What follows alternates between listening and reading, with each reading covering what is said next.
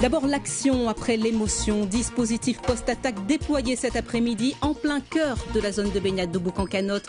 L'objectif de cette première, neutraliser le danger. Eux sont au premier rang lorsque les squales attaquent. Les maîtres nageurs sauveteurs témoignent dans notre journal. Parmi eux, le héros de samedi, Bertrand Babeuf.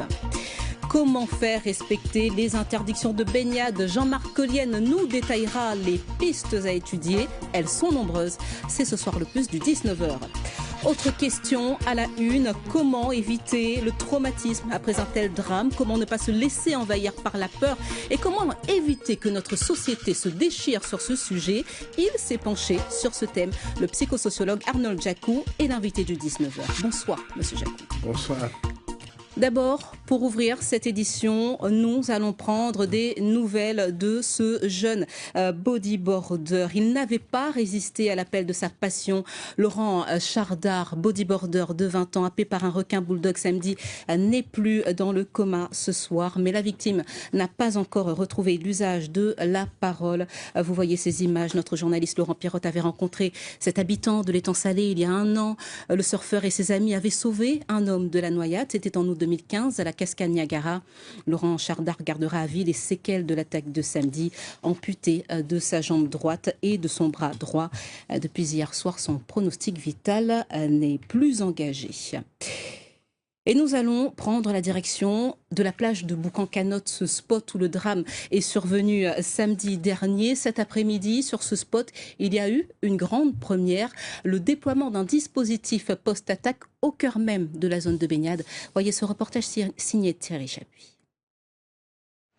L'hypothèse du requin resté entre le filet et la plage n'est pas exclue. Malgré la houle, cet après-midi, un MNS en jet ski est venu de Saint-Gilles à Boucan pour prendre à son bord un pêcheur venu du port. Ils ont pu passer par-dessus le filet et venir déposer un appât au bout d'une drumline. Une opération qui s'inscrit dans le cadre du plan post-attaque mis en œuvre dès samedi soir. Le premier bateau a appareillé du port de la Pointe des Galets à 20h pour arriver sur zone vers les 20h30 où on a déjà posé 3 palangres verticales avec alerte de capture. Donc ce sont des palangres qui, lorsqu'il y a une capture, déclenchent un SMS, donc prévient le pêcheur qu'il faut aller sur zone pour voir de quelle capture il s'agit. Dimanche, les pêcheurs sont revenus sur zone, déplacer et changer les appâts. Ce matin, une palangre horizontale de fond a été posée entre les Roches Noires et Boucan-Canotte. Les palangres horizontales de fond sont des lignes mères sur lesquelles on met entre 25 et 50 hameçons. Ce sont des lignes qui ne sont pas trop longues, qui font à peu près 1 mille. Surtout que nous sommes dans une zone où il y a pas mal de patates de corail et donc il faut pouvoir passer à travers. Le protocole post-attaque limite à 72 heures la durée de la pêche en zone d'activité nautique. S'il est là, le requin doit être capturé avant mardi soir. Nous donnions tout à l'heure des nouvelles de Laurent Chardard, ce jeune bodyboarder victime de cette attaque de squale samedi dernier.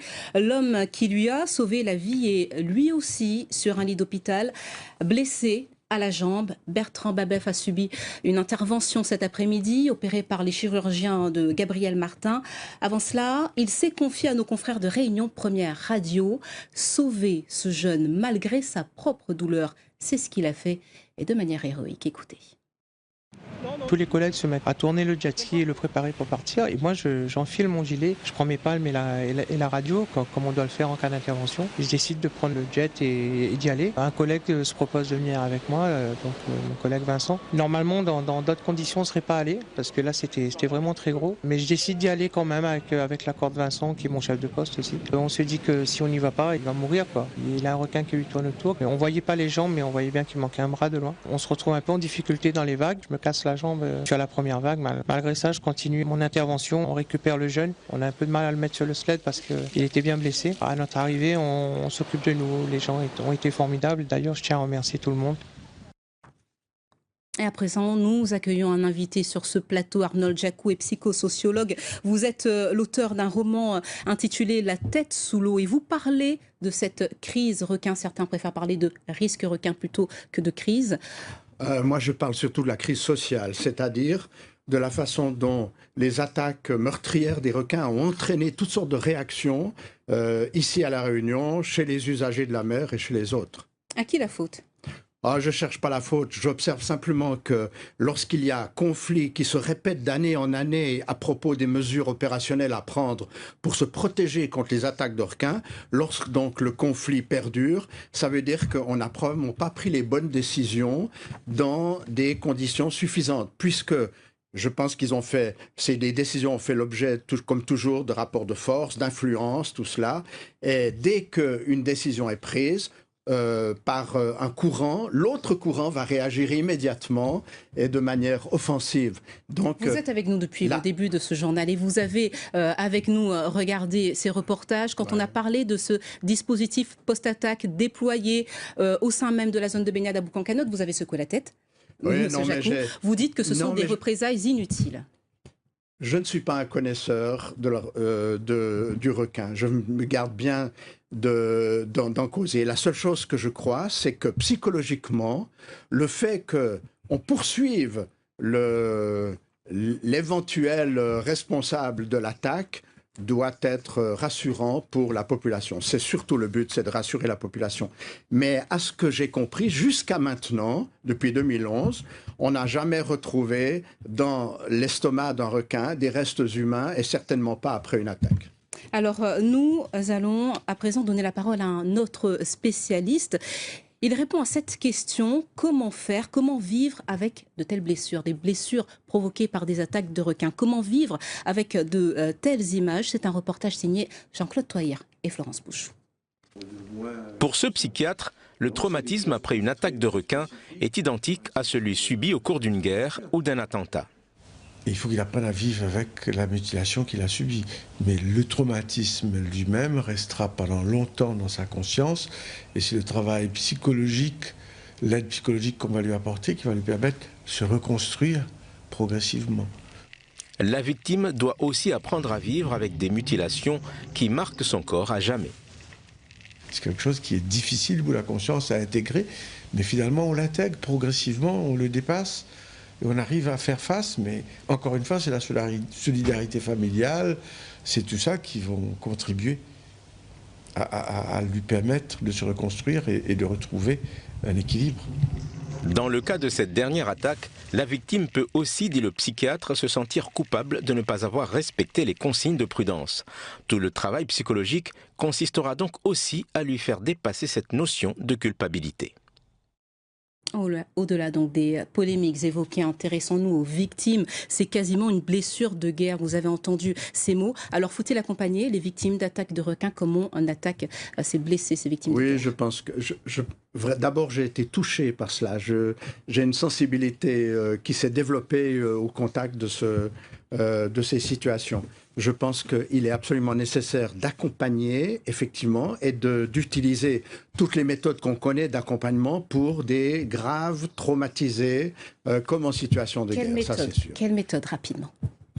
Alors d'abord, je ne suis pas un spécialiste de ces méthodes-là, mais ce qu'il me semble, c'est la présence, d'une part, et une réhabilitation des possibilités de vie, d'autre part, sans aucun doute. Et c'est ce qui est fait actuellement? Je ne sais pas ce qui se passe actuellement. Je ne sais pas ce qui se passe. Mais je ne suis pas spécialiste sur le sujet. Non, mais je ne peux pas parler de ça. Je ne suis pas spécialiste de ces approches-là. Sur les interdictions de baignade, puisqu'on le sait, on ne peut l'ignorer pour l'instant, il y a un débat là-dessus. Est-ce que les interdictions de baignade sont respectées? On a vu que non. Vous dites que c'est à cause d'une méconnaissance du monde de la mer. Mais j'ai recueilli beaucoup d'informations là-dessus quand j'ai fait mon enquête sociale pour la préfecture. D'abord, il faut remarquer qu'on n'a pas de culture de la mer ici à La Réunion. C'est un constat on qui n'a peut pas étonner. de culture de la mer, on n'a pas de culture océanique. Et j'ai rencontré beaucoup de gens qui se disent et qui revendiquent la possibilité d'entrer dans l'eau et de se livrer à leurs activités nautiques comme ils vont dans leur jardin, comme elles vont dans leur jardin. Vous êtes en train de dire que les Réunionnais n'ont pas de culture de la mer? Les Réunionnais n'ont pas de culture de la mer et ne prennent pas conscience, oui c'est ce que je crois, depuis 30 ans, j'entends dire que les Réunionnais sont tournés vers la terre et vers les activités terrestres et pas vers la mer, mais il n'y a pas véritablement de culture marine. Donc, est-ce qu'on peut généraliser de cette façon, M. Jacou? Je suis obligé d'être bref, mais elle existe peut-être partiellement sur la côte ouest, mais en dehors de cela, elle n'a pas encore pénétré les esprits et les comportements. Et donc, les problèmes qui se posent sont des problèmes d'éducation. Une pédagogie du risque, une pédagogie de l'autoprotection devrait être développée et formalisée de manière systématique.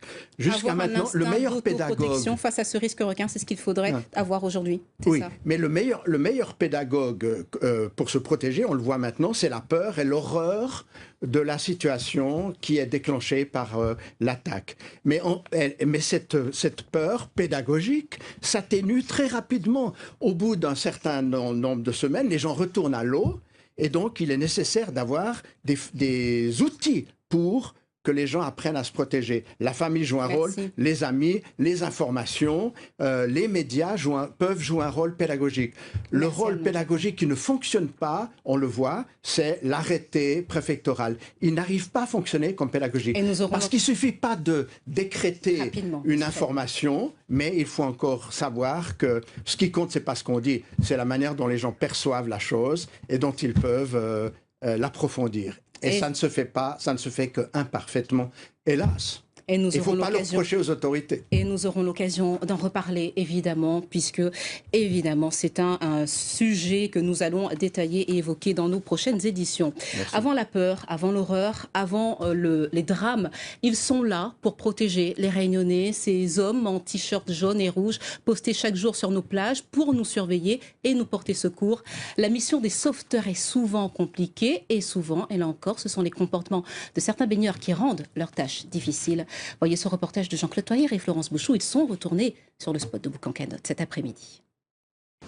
Cédric fait partie des 48 sauveteurs des plages de Saint-Paul.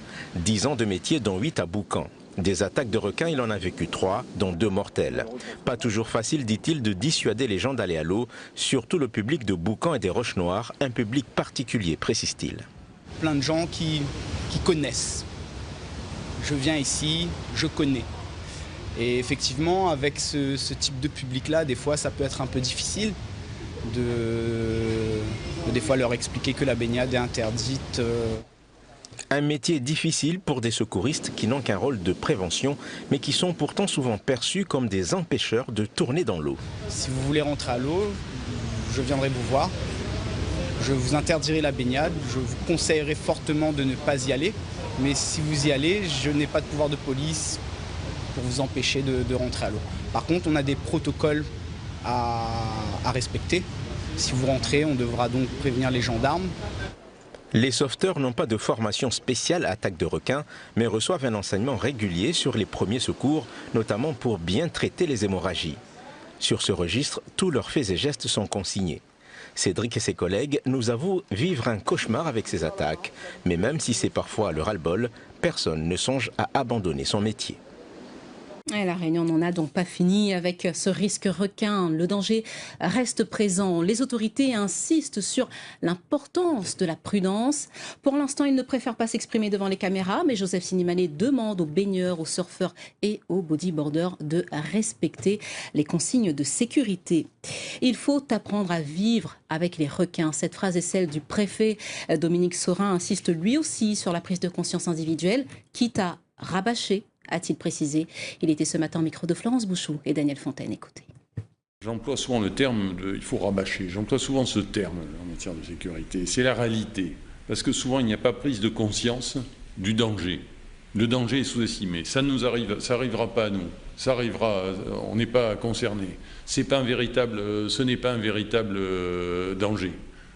On fait souvent le parallèle avec la sécurité routière. Ça a été fait par plusieurs de vos collègues, là aussi, ces derniers jours. Il y a des pratiques qui sont très accidentogènes et qui provoquent beaucoup de décès sur la route. Il faut le rabâcher, continuellement rabâcher, pour montrer que, aussi, certes, les pouvoirs publics sont là, mais qu'il y a aussi une question, dans notre société, qu'il y a une question de responsabilité individuelle. Ça, c'est important de le dire. Alors, une fois qu'on a rabâché, que faire? Comment forcer les plus passionnés à respecter les interdictions de baignade? Le Plus du 19h se penche ce soir sur la question. Bonsoir, Jean-Marc Colliel. Bonsoir. Et pour commencer, nous allons parler de répression. Que risquent les baigneurs, les surfeurs désobéissent? Le tarif, Valérie, pour ceux qui enfreignent la réglementation, c'est 38 €. C'est ce qu'on appelle une contravention de première classe. Et la préfecture indique aujourd'hui que depuis le début de l'année, les gendarmes ont ainsi distribué une cinquantaine de ces amendes. Le problème, on le connaît évidemment, c'est que quand un gendarme est au bord de l'eau avec des surfeurs à une dizaine de mètres, il ne peut rien faire. Il ne peut pas rester là à attendre pendant des heures que les surfeurs se décident à sortir. Donc, dans les faits, concrètement, c'est très difficile pour les gendarmes de verbaliser. Et du coup, il y a aujourd'hui une réflexion sur les nouveaux moyens, de nouveaux équipements pour les gendarmes?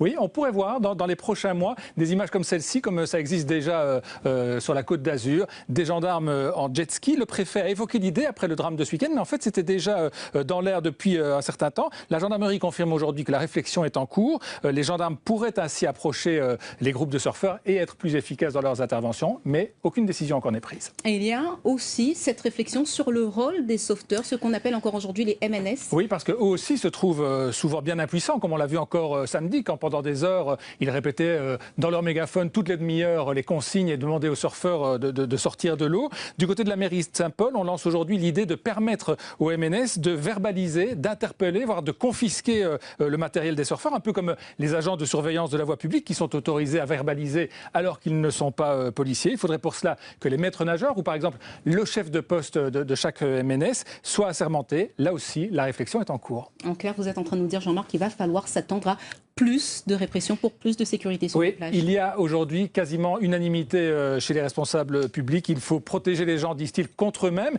et puis aussi les empêcher de mettre en danger la vie des autres. On l'a vu ce week-end, un sauveteur a été sérieusement blessé en cours d'intervention. Donc oui, plus de répression sans doute, mais en même temps, on sait très bien que ça ne peut pas tout régler. On ne peut pas mettre un gendarme, comme on dit, ou un maître nageur derrière chaque surfeur. On ne peut pas être partout et à toute heure. On n'empêchera jamais un surfeur de se mettre à l'eau à 5 h du matin. Il y aura sans doute toujours des surfeurs prêts à risquer au mieux 38 € d'amende, au pire leur vie. Et le débat reste aujourd'hui extrêmement passionnel entre ceux qui jugent que les surfeurs sont irresponsables et ceux qui estiment que le problème, ce ne sont pas les surfeurs, mais les requins qu'on a laissé proliférer, qu'on aurait laissé proliférer au large des côtes réunionnaises. Et grâce à nos confrères de Réunion Première Radio, nous avons entendu le témoignage de ce sauveteur qui s'est mis en danger samedi. Merci Jean-Marc Collienne pour cet éclairage. Votre décryptage est à revoir, séquence rattrapage sur les réseaux sociaux, notre site et notre application lapremière.fr.